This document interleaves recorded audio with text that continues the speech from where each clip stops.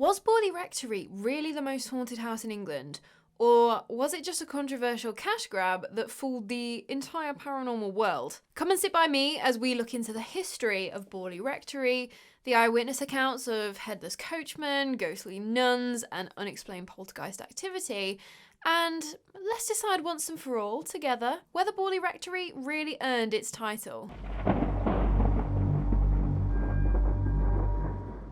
Hey friend, how has your day been today? Are you doing good? Are you staying hydrated? If you're new around here, hello, hi, welcome.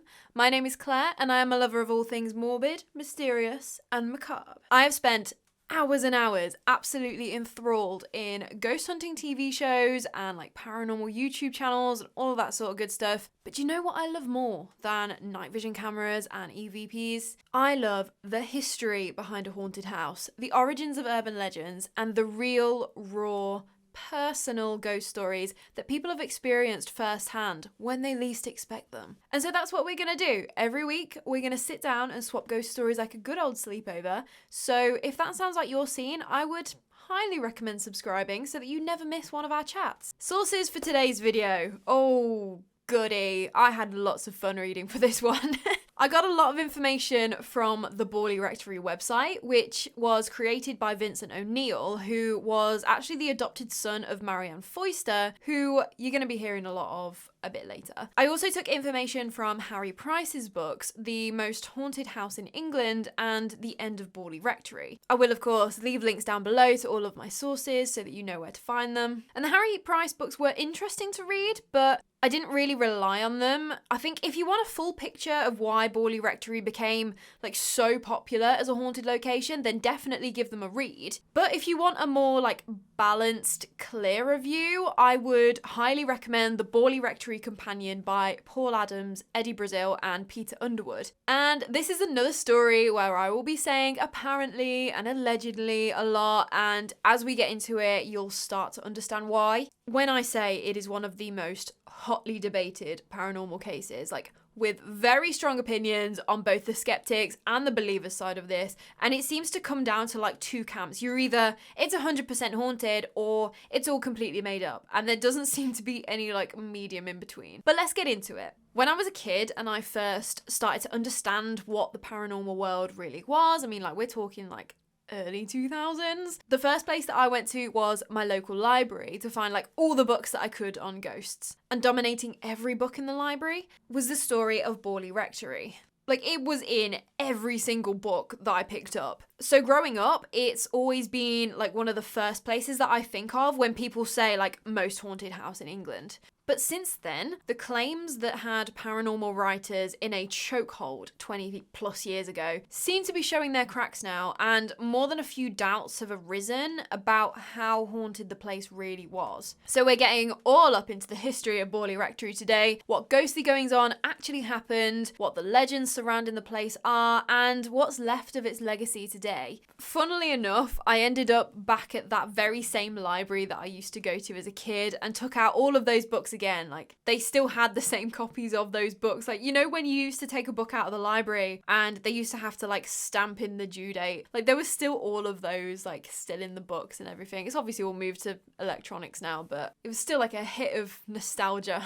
So this is my public service announcement to tell you to use your library, kids. So today's story takes place in a village called Borley, which is located on the northern border of Essex. And it's like a tiny little village. Like it looks just like any other like quaint little rural English village. Like if you didn't know the terrifying truth of what actually happened there around 100 years ago. And while it's no longer standing, Borley Rectory remains one of the most talked about paranormal cases, like even to this day. And if it's not the absolutely terrifying paranormal encounters that were allegedly experienced, it's about the skepticism and the controversy around like how true the whole case is. And if you don't know what a rectory is, I suppose like that's as good a place as any to kind of like start giving you a little bit of context about this place. So something to know about England is that sometime between the 8th and the 12th centuries, the entire country was basically split up into territorial areas called parishes, which were served by a church and a priest. So local people, you would all attend the church within your parish. So obviously the priest in charge of their church and parish would need somewhere to live, and this is where the rectories came in. So basically, like, a rectory is a property that is owned by the Church of England that is occupied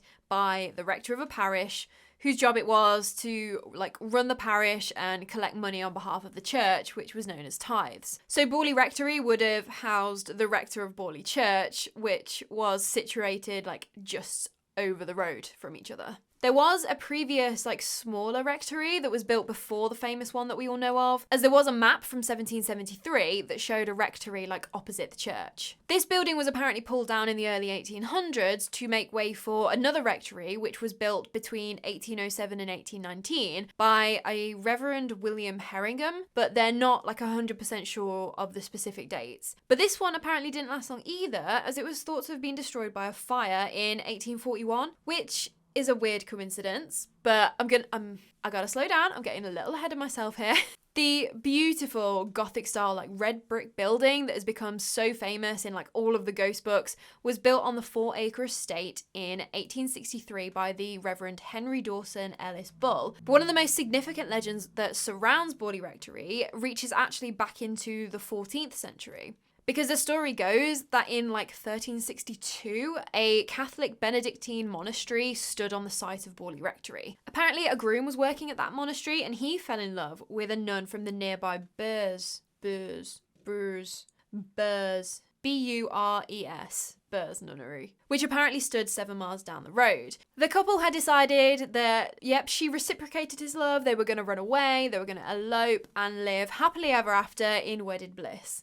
But their happily ever after was not meant to be. They were both caught and the groom was executed, and the nun was apparently bricked up alive within the walls of the convent as punishment for basically like breaking her vow of chastity. The thing is though, there's no record of either a monastery or a nunnery in like either location, but it's a nice little story that like conveniently fits the context for one of the most famous apparitions to haunt the site, which again we will get into a little later. It's also interesting to see that a lot of the online sources said that the groom was actually a monk from the monastery, but the books that I used, including Harry Price's books, who obviously like he spoke to the Bull family themselves and got first-hand testimony and like all of that, they all said that it was actually a groom that worked at the monastery. It's like a little detail, but I'm going to mention it.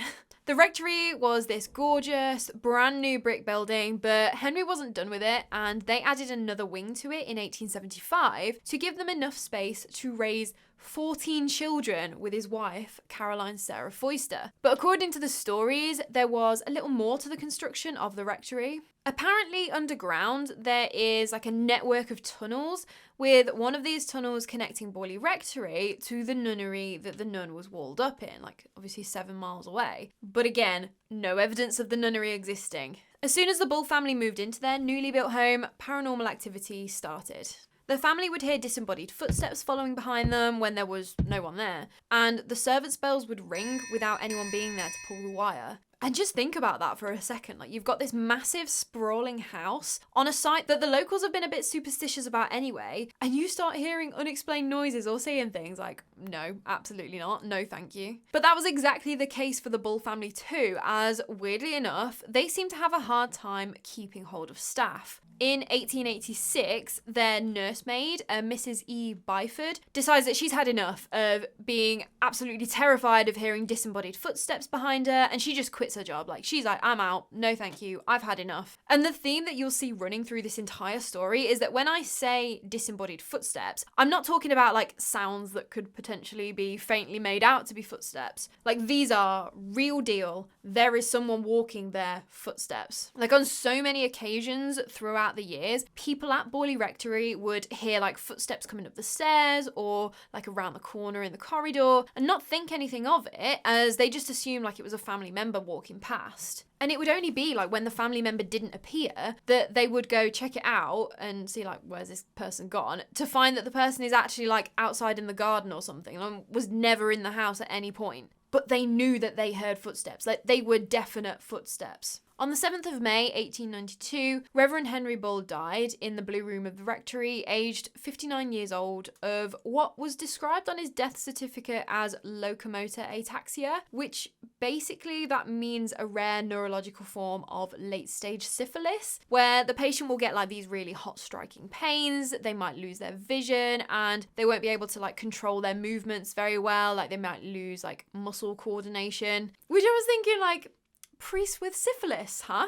Either way, nasty way to go. His son, also named Henry, but who went by the name Harry to avoid confusion, had also become a man of the cloth and had returned to his childhood home in Borley in 1889 to assist his father, obviously with his health deteriorating. So on the death of the senior Bull in 1892, Harry Bull took over as the rector from his father. So it seemed that a lot of the Bull family remained living in Borley Rectory, and so too had the paranormal entities. On the 28th of July 1900, 3 of the Bull sisters were walking back home after attending a little party in the village. As they reached the gates and started walking up the driveway towards the house, they all noticed the figure of a nun dressed in black. Her head was bowed and she was walking along what was known as the Nun's Walk. And it was called that because the apparition of a nun had been seen that often in that area. But there was something off about this nun that the sisters noticed. They could see that she wasn't moving quite right. It just looked a bit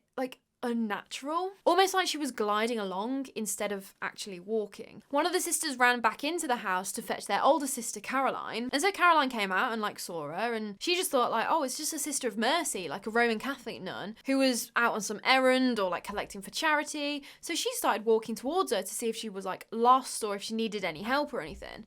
But as Caroline got closer to the figure, the nun, she just completely vanished. And this wouldn't be the last time that the family would see the nun, as she was sometimes spotted staring into or out of the windows of the building. I don't think I could think of a single thing more terrifying than seeing a face looking into my house. Especially at night when the window is all black and then there's a face staring at me. Nope, no thank you. You can have the house. I do not need it anymore. It's been nice. Goodbye. No, not happening. In the early 1900s too, one of the Bull sisters, Ethel, awoke in the middle of the night to find an old man standing at the end of the bed watching her. And as she fully wakes up, she can also feel someone sitting on the bed.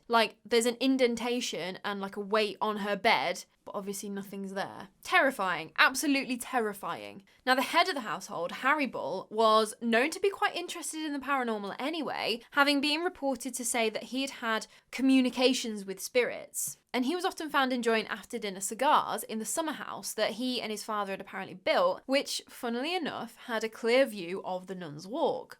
Maybe he was hoping to spot a glimpse of the apparition himself. It was also reported that he said that when he eventually died, he would come back and throw mothballs around so that the family would know that his spirit had remained at the rectory. Unfortunately, as what happens to all of us, they would come to test that theory, as on the 9th of June 1927, Harry Bull passed away at the rectory in the same bedroom that his father had 35 years previous. So this room, the Blue Room, was the master bedroom of the rectory, so it would make sense that both of the rectors would be laid up in bed and eventually die there. And maybe it was for this reason that the Blue Room became a notoriously haunted spot in the rectory. 2 people have died in this room, clearly you're gonna go there to try and find ghosts, right? There was also a story connected to the Blue Room that said that not long after the rectory was built in 1863, a girl was hanging out of the window of that room, screaming for help. Eventually, the poor girl, lost her grip of the outside windowsill and fell to her death, crashing through the glass roof of, the veranda below. And it was said that this was the reason that the apparition of a girl in a blue dress was witnessed walking past the window of the Blue Room. The problem with this story, though, is that if you look at a photo of the rectory, the veranda's roof comes right up to the bottom of the Blue Room's window. So realistically, you wouldn't have been able to dangle out of the window. You'd have just been sort of chilling on top of the veranda. So it's pretty widely accepted that this story probably didn't happen. But that doesn't stop the Blue Room from being mentioned time and time again as a particularly active spot. Even from the time when the Bulls were living there, from cold spots and weird lights being seen seen to objects being moved around on their own. On Harry Bull's death, it seems that the remaining Bull family moved out as the rectory stood empty for several months. Apparently 12 men were offered the position of Borley Rector, but all of them refused. Possibly because word of the weird activity had been spreading, but also just as likely, Borley Rectory wasn't known as like the nicest place. It was lacking a few amenities, I think, is the best way to put it. But like at this point, like everyone in the local area had heard the stories. Like people knew that apparently Borley Rectory was haunted as hell, because it was at this point, during the time when no one was living in the rectory, like it was boarded up and like completely empty, that a carpenter named Fred Cartwright claimed to see the nun on multiple occasions over like a 2-week period. Cartwright was working on a farm near to the village of Borley, and so to get there, like he would have to walk through Borley and straight past the gates of the rectory at about 6:45 each morning to like get to work. One day, as he was making this trip, he saw what appeared to be a nun standing at the gates of the rectory. And like she must have looked like completely lifelike, like totally solid, not out of place, as he just thought to himself that, oh, she must just be waiting for someone, and like he just walked past and didn't really give it another thought. A few days after that, he saw the nun standing in the same place, again, looking completely normal. Only this time, as he walked past her, he noticed that her eyes were closed. And I mean, I get it. I used to catch the school bus like really early in the morning. Like if I could nap standing up, I would have. A few more days later, the nun was again standing at the gates of the rectory. But this time, as he passed her, he noticed that like she really didn't look well. Like she looked really tired and pale. Like she probably shouldn't be standing there on her own. Like she looked like she was gonna just drop. But Fred had a job to do, so he just carried on walking. Eventually though, his conscience sort of like got the better of him. Like the nun really didn't look well. Like something was clearly wrong with her. Like maybe she needed help. So he turned back around towards the rectory gates to like walk back to see if he could help her. Only when he got there, the nun was nowhere to be seen. So he just figured like, oh, she must have just been picked up or just did whatever it was that she was there to do. And so he just carried on his way back to work. A few days later, what do you know? The nun is right outside the gates again. So this time Fred decides like, I'm gonna speak to you. I'm gonna like make sure you're okay. Like find out where you went the other day. Like, do you need help? Like he was concerned about her. But when he finally walked all the way up to the gates, she disappeared again. Like thinking, right, there is no way that someone picked you up. I would have seen it. And thinking like, oh, she must have gone back into the rectory or something. He actually opened up the gates and walked up the drive to the house and like had a look around. But there was not a single soul around the abandoned rectory anywhere. Weird, right? Another apparition that was also reported through the years on the Borley Rectory grounds was the ghostly coach and horses being driven by 2 headless coachmen. It would either be like seen and not heard, like you'd hear the clattering of like the hooves and the harnesses and not see the coach itself, or you would see the coach and I think it was like a team of 4 horses like galloping towards the rectory. But it would always like pass by the rectory and disappear into thin air. And multiple people had witnessed this coach and horses, so in so much detail that they could clearly see that the horses were bay. Which, in case you weren't the weird horse mad girl at school, that just means that they were like a brown colour. And a lot of the books that I read claimed that this was a manifestation based on the nun and the groom that wanted to elope together. So obviously, like, the nun got bricked up, but in some versions of the story, the groom and the getaway driver, who was another groom that worked at the monastery, were beheaded, hence the 2 headless coachmen. But I don't know, I don't think that this was the case. I think it just seems like the story has just been conveniently twisted to fit the 2 stories together because it just makes a neat and tidy explanation that way. Because I mean, like, number one, like I've said earlier, no evidence of this story actually being real, but also the type of coach and horses that was witnessed wouldn't have been around in the 1300s. Like, it was more of like a Victorian carriage. So if they did have a getaway carriage, it would have been like an ox and cart, which is highly doubtful. And also not like the Shrek and Fiona like fairy tale getaway, is it? Like an ox and a cart. According to Wesley Downes, who wrote the book The Ghosts of Borley, the real origins of this like phantom coach is from 2 coachmen who were beheaded after being found guilty of committing a murder at Borley Inn sometime in the 1700s. So that might have fit a little bit better. So it could have been that these were murderers, like doomed to try escaping over and over again. I don't know, like no one else mentioned that story from what I could tell, so I think it's just sort of open to interpretation. But on the 2nd of October 1928, the Reverend Guy Eric Smith moved into Borley Rectory along with his wife. And Smith had heard the rumours of the hauntings, but he wasn't really that bothered. He didn't believe in ghosts, so it made zero difference to him. But not long after they moved in, they too began to experience strange things happening. Reverend Smith often heard disembodied whispers and groans, with some saying, "Don't, Carlos, don't." Which is unusual, as the senior Reverend Henry Bull, who died in 1892, sometimes went by the nickname Carlos. Mr. and Mrs. Smith also reported hearing the sounds of the house bell when no one was around to ring it. Their keys would disappear without any explanation. Pebbles would be thrown, mysterious lights would be seen, and the sounds of slippered footsteps would echo around the building. Slippered footsteps, that is very specific. But like I said, these were apparently completely lifelike footsteps. On one occasion, Guy Smith was so convinced that these footsteps were real that he waited around the corner with a hockey stick, waiting for the intruder making the footsteps to walk past him. As the noise of the footsteps indicated that the person was just around the corner, he leapt out of the corner and swung the hockey stick at the suspected intruder. But the hockey stick just sails through the air, it doesn't hit anything, there is nothing there. And the footsteps carry on walking past him. I don't even know what I would do at that point.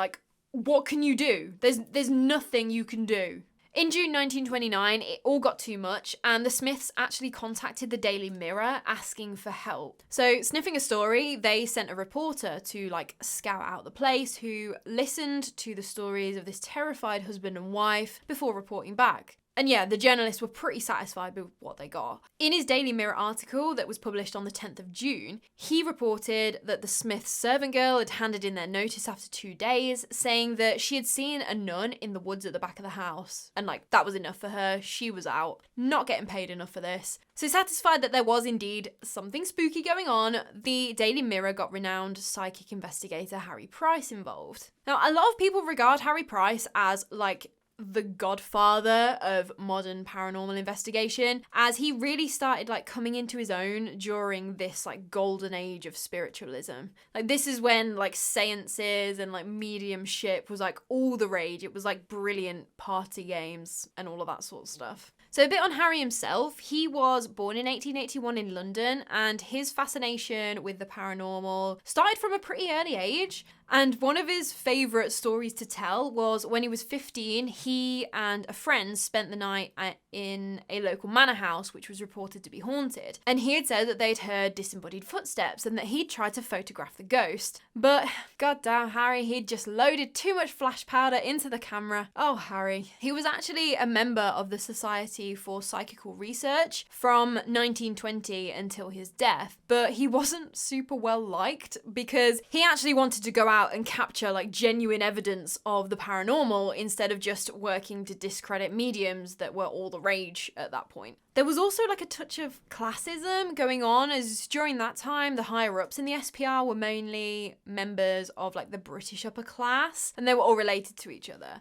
And Harry wasn't as well educated as them, and to them he wasn't a gentleman, so he was kind of always looked down on and sort of disregarded. But that didn't stop Harry Price from pursuing the paranormal. In 1923, he founded the National Laboratory for Psychical Research, where he would take on cases to investigate and document paranormal encounters. And he was this incredibly over-the-top, charismatic person. He was often called a showman and maybe a publicity seeker due to all the radio broadcasts and the newspaper interviews that he would do. But the fact is that he brought ghost hunting into the mainstream like no one ever had before. He was the early 20th century Yvette Fielding. And even with all of his previous research and publicity seeking, it would be his work with Borley Rectory that would cement his place in paranormal investigation history. So on the 12th of June 1929, Harry Price visited Borley Rectory for the first time, accompanied by his secretary and the Daily Mirror reporter. During his visit, stones and other objects were apparently thrown, and the reporter allegedly saw the famous nun apparition. They also interviewed Reverend Smith, who told them all about his paranormal experiences in the house, and later on that evening they conducted a seance in the Blue Room where obviously both the Bull men had died. They reported that during that seance they made contact with Harry Bull, the son, and they also witnessed a piece of soap being thrown to the floor seemingly on its own. Harry Price returned for a second visit to the rectory a couple of weeks later on the 27th of June, where again more paranormal activity was reported, including a constant bell ringing. Which is really weird that these bells were still ringing, as the Reverend had cut the wires to them to try and stop this constant nuisance. And if you don't know what these house bells, these servant bells are, I probably should explain, as they're not the doorbell. Basically, they would have been used as the alert system for the servants of the house. So if a family member needed them, they would pull the wire, which would be connected to a system of pulleys around the house to sound the bell to get the servant to go to the room, sort of thing. So without the wires, the bells just shouldn't be going off on their own. On one occasion where Harry Price and his secretary stayed the night at the rectory, Price decided in his infinite wisdom that he wanted to sleep in the Blue Room. I mean, if anything's gonna happen, I guess it would be the Blue Room, as that's where both of the men died and a lot of activity seems to be centered around there.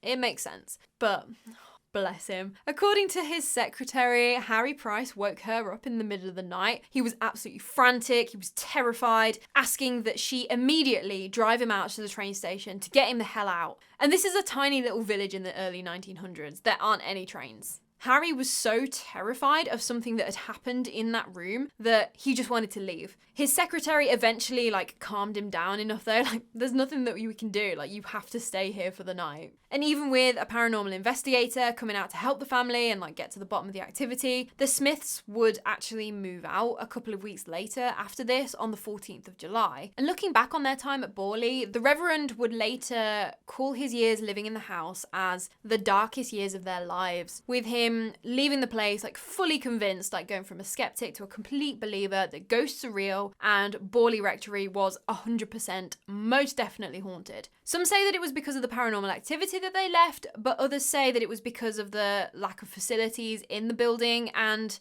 the nuisance caused by all of this publicity from the newspaper article being published and Harry Price going and all that, because there were actually a lot of people loitering around trying to get a glimpse of the ghosts. I don't know, maybe don't go asking a newspaper for help with your ghost problem then.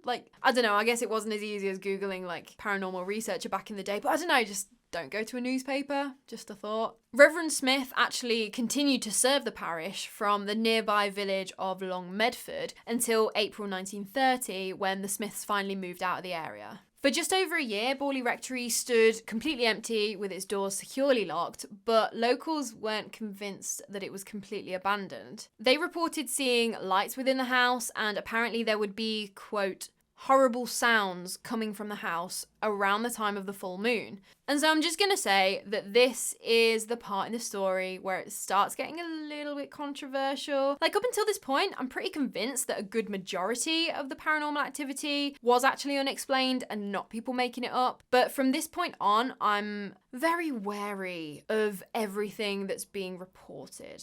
Let's just say that. And the reason that I say this is because on the 25th of July 1929, Harry Price is showing around a Charles Sutton, another reporter from the Daily Mail. And as they're moving from room to room, Charles feels the unmistakable feeling of a pebble hitting him in the back. And thinking, it was a bit odd. He goes to investigate where the pebble may have come from, which is fair enough. That's good journalism. Well done, Charles. According to him, Harry Price was just around the corner and apparently had a pocket full of pebbles, just like the one that had hit Charles.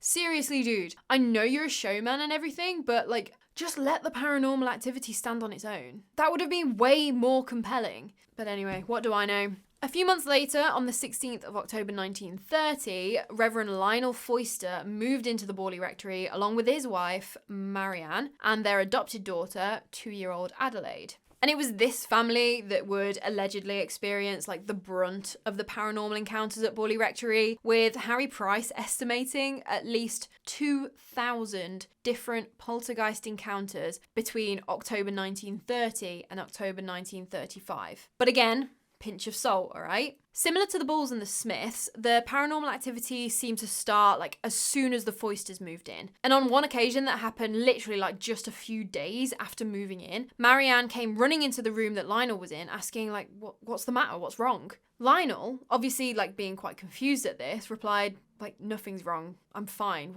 Where's the fire? What's going on?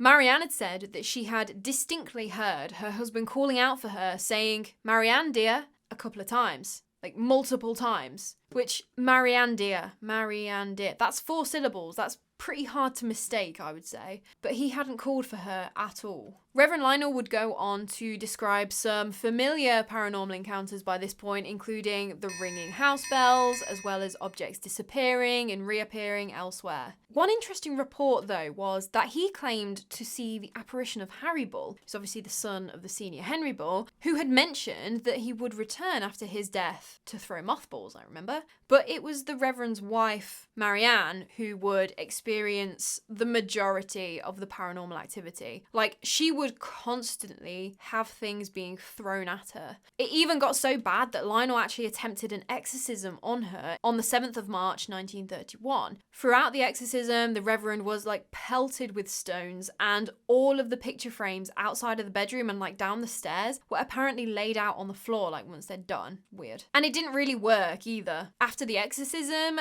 Marianne continued to have things thrown at her and was allegedly thrown out of bed like several times. Things seemed to be especially violent towards the Reverend's wife, like more so than it had ever been in the rectory's history before. Apparently, she was regularly slapped by unseen hands and was even almost suffocated by her mattress, which would have been terrifying, like seeing this mattress coming up at you to like suffocate you, like what the hell? The activity was so violent and regular that Reverend Foyster actually wrote like a diary about his time at Borley, which was never published, but it may have been used as like a reference by Harry Price to write his books on the place. Like I think that's why he wrote the second one. The activity got so bad and so frequent and so absolutely terrifying for the family that Reverend Foyster actually tried to exorcise the house on multiple occasions, but it didn't really matter. It didn't help anything. In fact, Lionel wrote in his book that sprinkling holy water and saying prayers to like bless the house absolutely enraged the powers of evil that resided within the house.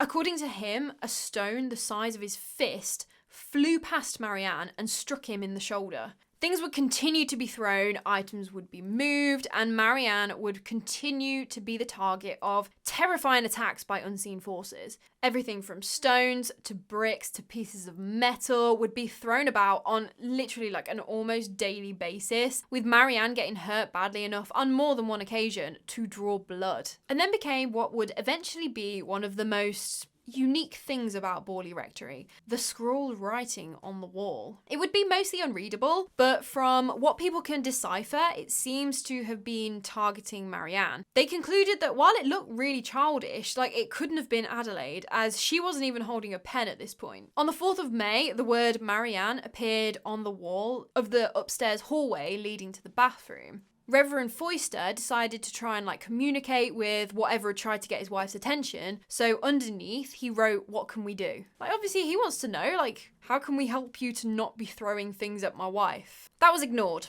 A little further along the hallway, the spirit tried again to communicate with Marianne, writing, "Marianne, please help get," followed by like a dash, as if they were about to write more but like had been pulled away at the last second kind of thing. Further again, along the wall, the spirit tried again. "Marianne, get help," and then something that you can't really make out, and then what looks like, "Bother me." This time, Marianne responded. She wrote on the wall, "I cannot understand, tell me more." The spirit replied, but it was like really jumbled up. So again, Marianne said, "I can't understand you, like please tell me more." But the spirit didn't respond directly to that. Instead, the words "Marianne, light mass prayers" were written. In June of 1931, the Foysters decided to leave the rectory for a few days of peace and quiet. Like, let's get the hell out of this house, stop having things thrown at us, Let's get some R&R, you know? The house was locked up, but somehow glass was scattered all over the stairs and the bed had managed to turn itself over in their absence. Like, the place was locked. No one had gone inside. As soon as they returned, the violent activity started up again around Marianne. By September, Harry Price was starting to put together that the really compelling activity only occurred when Marianne was present, so started to think that maybe she's like actually consciously tricking him,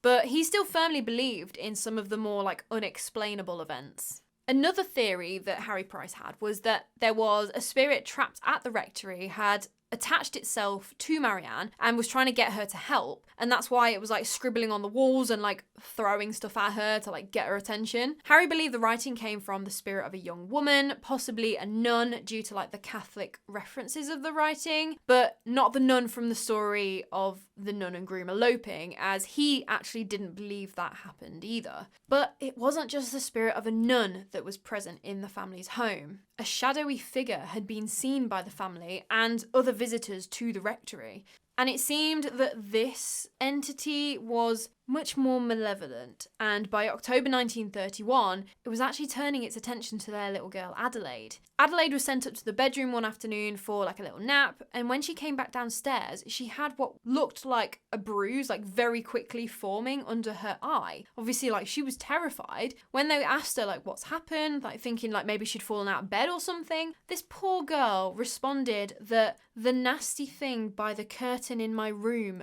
gave it to me. That is absolutely terrifying for a kid to say that, but also for the poor kid to go through it. Like, Jesus Christ. I don't care what you think of Marianne Foyster or Harry Price or the whole story entirely, but I refuse to believe that anyone would have hurt that child. And even that she would have had the thought to do this to herself, like a 2-3-year-old kid at this point, for the sake of making up this story. And that is why I do believe that this place is haunted as hell. That's just my rant. That's how I feel. That is how I feel. All right?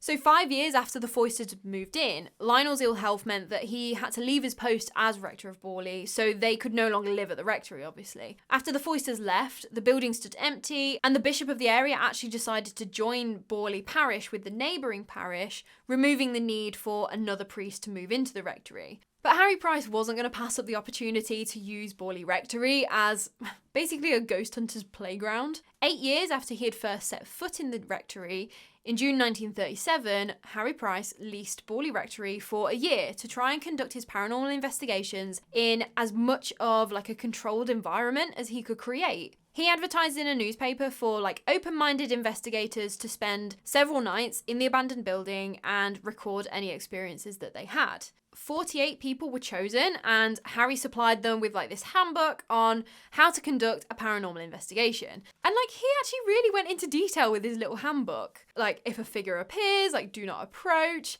If you smell perfume, like, try and identify what it is and where it's coming from. Like, he'd prepared them for like every possible piece of evidence that might happen and how he wanted them to respond to it. Like, fair play. While a few of them did have some strange experiences, many of them claimed to have never heard or seen anything out of the ordinary. Some claimed to hear mysterious sounds or like saw strange lights, and a few even claimed to witness the apparition of the nun. However, there was one thing that was compelling about Price's investigation. The wall writing returned. They were still addressed to Marianne, but obviously like she had long since moved out of the rectory at this point. Like, what reason would she have to like break in and start scribbling on the walls again if she had been the one making it up? The seances conducted during this time were also pretty interesting. Through the seances, the name Marie Lair came through, and she said that she was a French nun that had left her convent and had come over to marry Henry Waldegrave. Now, the Waldegraves were like the wealthy, landowning family who used to live in a manor house, Borley Hall, that stood not too far away from Borley Rectory. Apparently, Henry Waldegrave had strangled this nun and buried her in the cellar of the rectory. So like, obviously like this would have been unconsecrated ground, which would have doomed the nun's spirit to an eternity of wandering the grounds. So that's quite an interesting take, I guess, on like where this nun came from. The paranormal researchers continued with their investigations, and on the 27th of March 1938, a new spirit came forward to communicate. It called itself Sunex Amures. Sunnex-Amures. Sunnex-Amures, we're going to say that, and predicted that the rectory would burn down that night, and proof of Marie Laire's murder would be found in the remains. The rectory did not burn down that night, and when Harry Price's lease was up, he just packed everything up and moved out. Like, his investigation was done at that point. So obviously, like, now there was no need for the rectory. The current reverend of the parish, Reverend Henning, he was living in a rectory in the neighbouring village of Liston, so Borley Rectory was put up for sale. Harry Price actually said in his book that if he had lived in Essex, he probably would have brought it for himself as like a little weekend pad for like part-time ghost hunting. But in November 1938, a Captain William Hart Gregson purchased Borley Rectory, which would turn out to not be the smartest thing he'd ever done. He had actually heard Harry Price talking on the radio about Borley Rectory, so at that point, like, he knew full well about the paranormal reputation of the place that he had just bought. That didn't stop him from moving into the house on the 5th of December 1938, along with his 2 sons and their dog. I want to know what the dog's name was. I never found that out. Oh, I should have done that. Just like other people who had moved into the house before him, Captain Gregson also experienced weird things. His 2 sons liked to venture down into the cellar, as apparently like there was loads of toads down there that they liked to go look at. I mean, like, yeah, fair enough. Toads are cool. The only problem was that there was an open well down in the cellar, so obviously not wanting his kids to like accidentally fall in, he'd placed like this heavy hatch over the top of it to sort of like protect them. The day after, the boys came running up out of the cellar to ask their dad why he'd bothered to cover the well if he was just going to take the cover back off. Like, what was the point? And he was a bit like, well, what? Like, I just put the cover on there to keep you guys safe. Like, why would I then take the cover back off? So he went down to the cellar to find that the hatch that had been securely fastened to the well had been thrown off and landed a few feet away from the well. Obviously, the house had been locked up the entire time. No one had been down there overnight, so they had no idea how this could have happened. It seems like the dog might have had an idea though. So a couple of days after this, like after they'd moved into Borley, their dog, who was described as very calm-natured and sane, apparently just completely lost it. The captain had took his dog out with him to go get some water from the wheel pump in the courtyard when he'd heard footsteps. Again, those very clear, distinct footsteps in the courtyard. The dog had also heard the footsteps too, as he stopped completely dead, staring into the area where the footsteps were coming from. The dog then shrieked and tore off running and shrieking across the grounds of the rectory, and they never saw the dog again. Like, that dog just like completely like noped out of whatever he sensed in the courtyard with them. Like, nah mate, you're alright, I'm going this way. Captain Gregson searched the entire courtyard, but obviously there was nothing there at all. Even after, quite clearly, both him and his dog had heard these footsteps. In a weird coincidence, exactly 11 months after that ominous prediction by the spirit on the 27th of February 1939, Captain Gregson was unpacking boxes in the library when an oil lamp was overturned and started a fire in the building. And there's like differing accounts as to whether it was balancing precariously on some books and fell over, whether the captain like knocked it and it fell over, and obviously some people have spun the story in that it was a supernatural happening that spilled the oil lamp, but take your pick, it could have been any one of those. The rectory was completely swallowed up in flames, and while luckily no one living was hurt in the blaze, witnesses claimed to see like ghostly figures in all of the windows of the burning building. So while Borley Rectory's time as a grand house was over, it continued to be a very popular spot for ghost hunters and thrill seekers to go and visit, see if they could spot some ghosts. Throughout World War II, visitors would like explore the remains of the house, because obviously it was still standing there, it was just burned out, with some even spending the night there. In 1943, Polish officers stayed overnight in the ruins and even rebuilt the floor in the Blue Room so that seances could continue to be conducted there. Apparently, they saw a shadow on the Nun's Walk where the apparition of the nun was commonly seen, and also a figure of a man was spotted in one of the rooms. There was even paranormal activity allegedly caught on camera. When a photo was taken of the ruins, I think it was by Harry Price, a brick was supposedly captured being suspended in midair, which you can kind of see like in the dark doorway of the ground floor room to the right, what looks like a speck of white against the black. Apparently that is a levitating brick. But things are going to get even weirder. The Reverend W.J. Pythian Adams, who was Canon of Carlisle, took it upon himself to do as much research into Borley Rectory, pulling together all of Harry Price's paranormal findings as well as the history of his site. He was really intrigued in this whole case.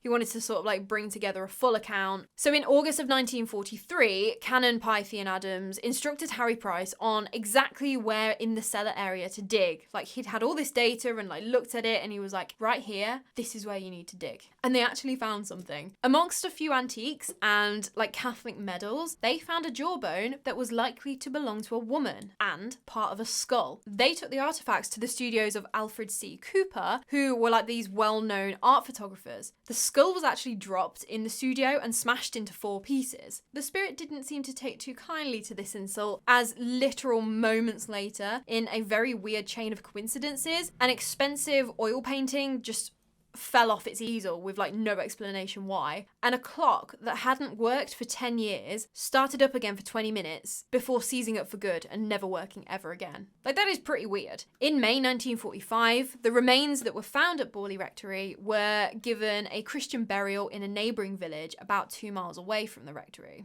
And I'm just going to say, just as a side note, the reason that they weren't buried in Borley churchyard was because they believed that it was actually pig bones. And obviously you can't bury pig bones in a holy churchyard. So again, bit of controversy as to what the bones actually were. While the ruins of Borley Rectory were just completely levelled in 1944, it seemed that the ghosts hadn't completely gone away. Apparently, Borley Church became the new hub of paranormal activity, which was obviously just opposite the rectory. So they just crossed over the road into this new digs. The Reverend Henning, who was the rector at Borley Church, was a big believer in the paranormal events that took place at the infamous rectory, and he was the one that actually delivered the service and burial for the remains found in the cellar. He was one of a few credible witnesses that experienced the paranormal activity in Borley Church, including hearing the organ being played long after the church had been locked up for the night, and there was no way that anyone was inside. That would be really creepy, church organs in the middle of the night with no one around. That's creepy. Other paranormal activity was reported at the church, including disembodied chanting, footsteps, door slamming, furniture moving, and apparitions seen in the churchyard. Throughout this time at Borley Rectory, Harry Price had researched and investigated so much that he wrote and published 2 books, The Most Haunted House in England and The End of Borley Rectory. After they were released, loads of people came forward with their own experiences from the place and from the church. He had actually started work on a 3rd book about Borley Rectory to incorporate all of these extra encounters that people had come forward with, but he would never get the chance to finish it. He died of a heart attack at the age of 67 on the 29th of March, 1948. Throughout his entire career, even before Borley Rectory, Harry Price had always been controversial, let's say. So the naysayers were never too far away, but once he died, more and more skeptics started coming forward and basically debunking all of his paranormal evidence, saying that it was all just misinterpreted natural phenomena, or just even exaggerated, or even that it was all completely faked and that the families were using the ghost stories to make ends meet. Which, running a house that large on a church's salary was difficult. And there was also a book that was written, and I think it was The Enigma of Borley Rectory. And I took this book out of the library along with all of the others, and eventually I just had to stop reading it. Because instead of giving a view as to what actually happened at Borley Rectory, all it was doing was taking pieces of Harry Price's claims or whatever and just being no, that didn't happen because of this. No, that didn't happen because of this. No, he was wrong, that didn't happen. And I just couldn't read it. It was just stop. Stop. You're just bickering between yourselves. So I don't recommend that book. Unless you want to read that. Unless you want to read what skeptics thought about Harry Price. But I don't know. I did not enjoy that one. One skeptic's story is pretty interesting though. So Louis Mayerling, who apparently was a lodger that lived in the rectory, and he says that he was responsible under the instruction of the Bull family, so all the way back then, to stage the paranormal activity, including poking the servants' bells through the barred windows to make them go off, and even walk through the grounds with his collar up over his head to make him look like a headless ghost. Allegedly. But what's really interesting out of this confession of Borley Rectory not being haunted was his own story about something that to this day, like, he still can't explain. In the spring of 1935, Mayerling was attending a seance at Borley with Marianne Foyster and a few other people. This included George Bernard Shaw, the playwright, Sir Montague Norman, who was the governor of the Bank of England, Bernard Spilsbury, who was the Home Office criminal forensic scientist. Like, all of these people were attending. So, like, pretty well-respected, like, well-to-do gentlemen. And they were all sat at a table in the almost pitch-black cellar at midnight. And so obviously, like, you're all sitting around in the dark in the cellar of this haunted house, like, you kind of want to make a joke to, like, break the tension sort of thing. So when it seemed that someone was about to break that tension by speaking, the kitchen bells erupted into life by clanging together in just one single crash, and then it stops. Sir Montague Norman jumped up from his chair, and at that moment, a blinding flash of silvery blue light burst out from the walls and, like, the ceiling around them, and then nothing. Like, it was a flash and it was gone again. Everyone was paralyzed for like 5 seconds as they tried to register, like, just what the hell has just happened? But, like, as quickly as it happened, it was gone again. And then they were back in the dark. Mayerling was actually blinded by whatever it was and never recovered the sight in one of his eyes. After that seance, Norman and Shaw just refused to stay the night at Borley ever again, which, I mean, I can understand, like, that was pretty next level. This is the guy that came out to say that Borley was not haunted and ended up talking about something that still sets him on edge to this day. Okay then, Louis, whatever you say. But the argument obviously still rages on today, long after all traces of Borley Rectory have disappeared. Houses now stand on the grounds of Borley Rectory, and as far as anyone knows, they've never experienced anything unexplained. And, like, the locals, they're, like, super not into people coming to see the former site of the rectory, which I do understand to an extent. Like, you don't want, like, complete strangers invading your private property based on a ghost story that may or may not have happened or been made up, like, almost 80 years ago. And, like, the building's not even there anymore, they're just houses, so I get it. Even so, that doesn't stop people from, like, going into the area and hoping to catch a glimpse of the famous nun or catch a ride on the phantom carriage. So the activity at Borley Rectory seemed to basically start and end with the people living in the building, and while a lot of the activity is pretty sensational, it does leave a lot of questions about how much did actually happen. And I left out, like, so much activity of things being moved and thrown because, number one, it would have taken, like, way too long, as it seemed to be, like, happening multiple times a week over, like, years span. So I was like, you sort of get the idea. There was a lot of things moving around and being thrown, okay? And number two, I'm reluctant to say whether they did or didn't happen, and I wasn't gonna go, like, judging every single experience, like, just based on Harry Price being caught with the pebbles in his pockets. But that being said, like, even the hoaxers experienced unexplained activity, which is pretty compelling in my opinion. Like, they're the first to jump to the conclusion that it's not haunted and everyone just made it up, yet they've got this unexplained experience. I don't know. Outside of the family's accounts of experiences that they had while living in the rectory, like, so many visitors and locals reported getting really uneasy, uncomfortable feelings about the place. And I think that, like, obviously it's very subjective. There is a lot to be said though for people's, like, base instincts on a place. Like, I think that taps into something unconscious and evolutionary that's there to keep us safe from harm, like, whether it's physical or spiritual. So that's why, like, I will always mention it if it's reported, kind of thing. But please tell me, what do you think? Do you think that Borley Rectory was haunted, is haunted, or maybe that you visited the church and maybe you felt something there? Or is it all just completely made up? Please let me know your thoughts down below. I absolutely love